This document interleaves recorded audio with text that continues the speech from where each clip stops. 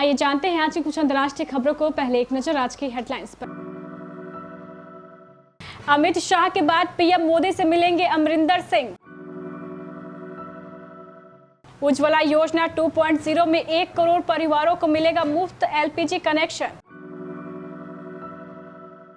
देश के इन राज्यों में अगले 4-5 दिनों तक भारी बारिश की चेतावनी। लोकसभा में पास हुआ ओबीसी विधेयक। दूसरी लहर में तबाही मचाने वाला डेल्टा वेरिएंट दिल्ली में अभी भी मौजूद। अफगानिस्तान में तेजी से बिगड़ रहे हालात, 5 दिनों में 7वीं प्रांतीय राजधानी पर तालिबान का कब्जा। सोने के दाम में गिरावट, चांदी भी हुई सस्ती। सैफ करीना के बेटे जहांगीर के नाम पर हंगामा। और टोक्यो ओलंपिक में भारत का प्रदर्शन।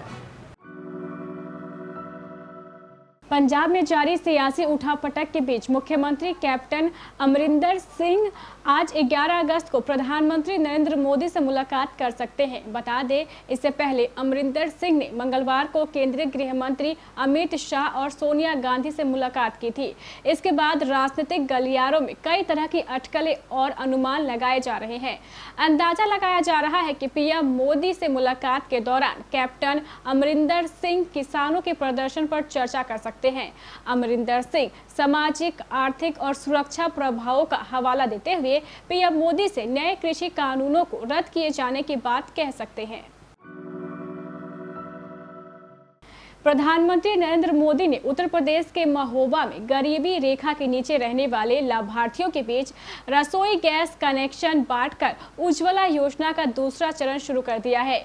इस दौरान पीएम मोदी ने दूसरे राज्यों में काम करने वाले मजदूरों को बड़ी राहत देते हुए ऐलान किया है कि उन्हें बिना एड्रेस प्रूफ के भी गैस कनेक्शन मिल जाएगा।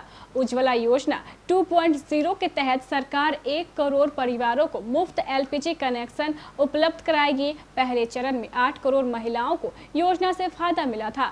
उज्ज्वला योजना 2.0 के तहत दूसरे राज्यों में काम करने वाले उन लाखों परिवारों को फायदा मिलेगा जिनके पास कनेक्शन लेने के लिए एड्रेस प्रूफ नहीं होता है। अब प्रवासी श्रमिकों को एड्रेस के प्रमाण के लिए इधर उधर भटकने की जरूरत नहीं होगी। उन्हें अपने पते का एक सेल्फ डिक्लेरेशन देना होगा और उन्हें गैस कनेक्शन मिल जाएगा।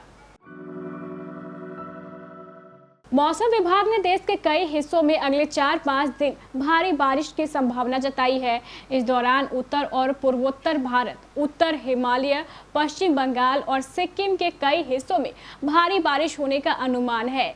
आईएमडी के मुताबिक एक चक्रवाती परिसंचार पूर्वी उत्तर प्रदेश पर बना हुआ है। उसने कहा है कि अगले 5 दिनों के दौरान पूर्वोत्तर और उत्तर हिमालय, पश्चिम बंगाल और सिक्किम में भारी बारिश की संभावना है। मौसम विभाग ने कहा है कि अगले 4-5 दिनों के दौरान पूर्वी उत्तर प्रदेश, बिहार, झारखंड में व्यापक रूप से बारिश होने की संभावना है।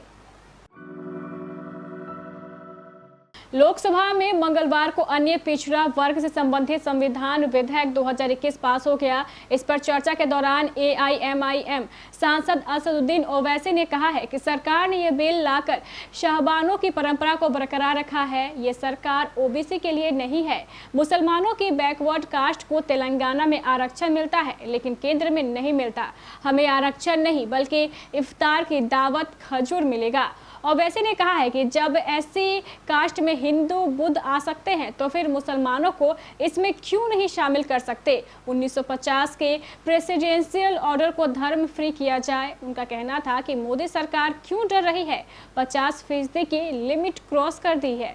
उनका सरकार पर आरोप था कि अपनी मोहब्बत ओबीसी से नहीं, वोट से है। सांसद ने कहा है कि महाराष्ट्र में मुसलमानों की 50 पिछड़ी कास्टों की कोई बात नहीं कर रहा।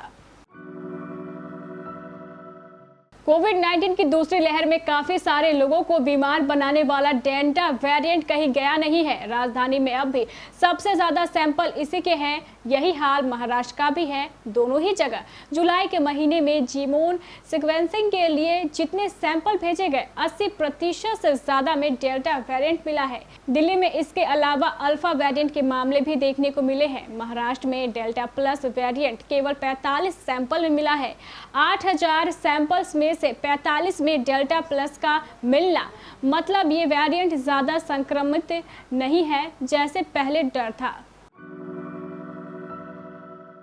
अफगानिस्तान से अमेरिकी सेना की वापसी के बाद से ही तालिबान ने कोहराम मचाया हुआ है। मंगलवार को तालिबान लड़ाकों ने अफगान सेना को पीछे ढकेलते हुए 5 दिनों में 7वीं प्रांतीय राजधानी पर कब्जा जमा लिया।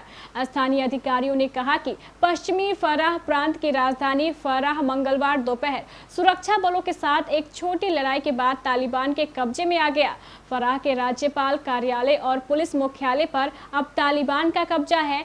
इस बीच अफगानिस्तान के उत्तर में सबसे बड़ा शहर मजार ए शरीफ भी तालिबान के कब्जे में आ चुका है। हालांकि अफगान सेना का दावा है कि उन्होंने तालिबान के हमले को विफल कर दिया है। इस बीच मजार ए शरीफ में स्थित भारत समेत कई देशों के वाणिज्य दूतावास खाली होने शुरू हो गए हैं। भारत ने भी अपने वाणिज्य दूतावास के राजनयिकों और कर्मचारियों को वापस बुलाने के लिए विशेष विमान भेजने का ऐलान किया है। सोने एवं चांदी की कीमतों में मंगलवार को गिरावट देखने को मिली। HDFC सिक्योरिटीज के मुताबिक सोने के भाव में 176 रुपए प्रति 10 ग्राम की टूट देखने को मिली है। इससे शहर में सोने का भाव 45,110 रुपए प्रति 10 ग्राम पर रह गया। इसके पिछले सत्र में सोने का रेट 45,286 रुपए प्रति 10 ग्राम पर रहा था। HDFC सिक्योरिटीज के मुताबिक चांदी की कीमत में भी 898 रुपए प्रति किलोग्राम की टूट देखने को मिली है। इससे शहर में चांदी की कीमत 61,765 रुपए प्रति किलोग्राम पर रह गई। इसके पिछले सत्र में यानी सोमवार को चांदी की कीमत 62,663 रुपए प्रति किलोग्राम पर रही थी। एक्ट्रेस करीना कपूर और सैफ अली खान इसी साल फरवरी महीने में एक बार फिर से माता पिता बने हैं।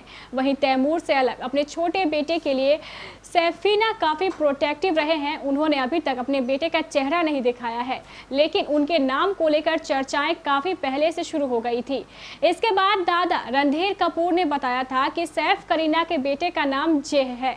करीना की प्रेगनेंसी से जुड़ी किताब में खुलासा हुआ है कि उनके बेटे का नाम जहांगीर अली खान है, जिसके लिए सोशल मीडिया पर जबरदस्त हंगामा देखने को मिला। वहीं अब इस पूरे मामले पर करीना की ननद सबा अली खान ने पोस्ट के जरिए शानदार जवाब दिया है। सबा ने लोगों को दिए गए मैसेज में दरअसल कहा है कि हाल ही में सबा अली खान ने अपने इंस्टाग्राम अकाउंट पर स्टोरी में एक पोस्ट शेयर की। इस पोस्ट में उन्होंने सैफ करीना के बेटे जहांगीर के नाम पर लिखा, जे जान नाम में क्या रखा है, प्यार करो, जियो और जीने दो, बच्चे भगवान की देन होते हैं। इस पोस्ट के साथ उन्होंने हार्ट इमोजी भी शेयर किया। खेलों के महाकुंभ ओलंपिक में इस बार भारत का सबसे बड़ा दल टोक्यो गया था। उम्मीद के मुताबिक भारत के लिए पदक की संख्या नहीं आई, लेकिन फिर भारतीय दल ने अपना सबसे सर्वश्रेष्ठ ओलंपिक प्रदर्शन करते हुए कुल 7 मेडल जीते। एथलीट नीरज चोपड़ा ने भाला फेंक में गोल्ड मेडल जीता और देश का नाम रोशन किया। इस बार के ओलंपिक में भारत के 28 में से 22 राज्यों के खिलाड़ियों ने भाग लिया था, जबकि 6 ऐसे राज्य रहे जहां से कोई खिलाड़ी नहीं था। इस बार के ओलंपिक में हरियाणा, पंजाब, केरल, तमिलनाडु, महाराष्ट्र, उत्तर प्रदेश, मणिपुर, ओडिशा, राजस्थान, दिल्ली, पश्चिम बंगाल, झारखंड, कर्नाटक, तेलंगाना, आंध्र प्रदेश, गुजरात, मध्य प्रदेश, हिमाचल, उत्तराखंड, सिक्किम, असम, मिजोरम के खिलाड़ियों ने भाग लिया। इन सभी के किसी न किसी खेल में अपना सर्वश्रेष्ठ प्रदर्शन कर टोक्यो का टिकट हासिल किया था। वहीं नागालैंड, त्रिपुरा, बिहार, छत्तीसगढ़, गोवा, अरुणाचल प्रदेश ऐसे राज्य रहे जिनके यहां से एक भी खिलाड़ी ने ओलंपिक में क्वालिफाई नहीं किया।